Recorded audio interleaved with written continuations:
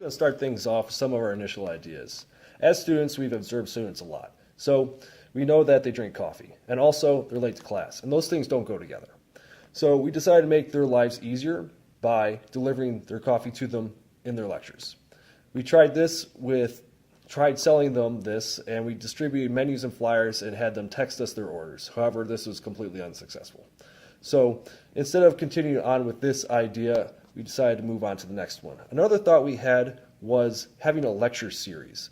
This series would have a presenter, and then we'd have students pay to attend them because we saw that there were gaps in lecture series online because they couldn't have their questions answered, and also people still go to lectures outside even though there's very similar content online.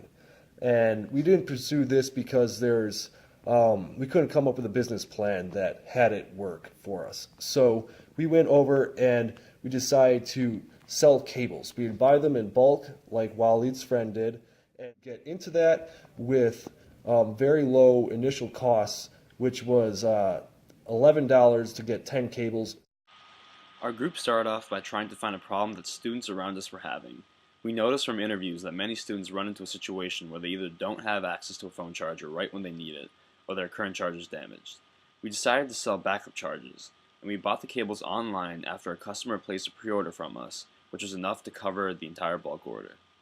Once our cables came in, we began selling them to people in our classes, the library, and our neighbors. We priced them at $10 a piece. We targeted mostly students, selling 6 of our 10 cables, making $60 in 2 weeks.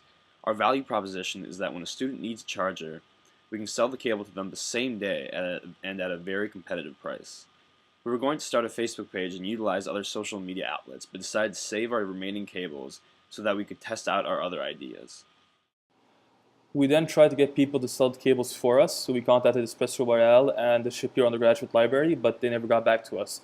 So we moved on to selling to local businesses. We tried restaurants in Ann Arbor, but they thought it was out of place and turned us down. We tried liquor stores around Ann Arbor, but turns out they already sell the cables themselves and they get them the same way we do, so it wouldn't be profitable for them. We then contacted a bunch of retail phone stores in Dearborn, and a couple of them showed interest, but unfortunately when they're looking at new suppliers, they look at the reputation to assess the quality of the product, and since we didn't have that much of a customer base, we couldn't prove how good our product was. Having more time to sell on the cables on an individual basis, we probably would have gone back to the people who bought the cables from us and get their feedback on how well they're working for them, and use that feedback to show to the stores in Dearborn that we have a good product. That probably would have convinced them to buy our product in the future. Unfortunately, we ran out of time. We didn't have enough time to do this. So all in all, if we had more time, we think that we probably would have made some decent sales to phone stores around Dearborn.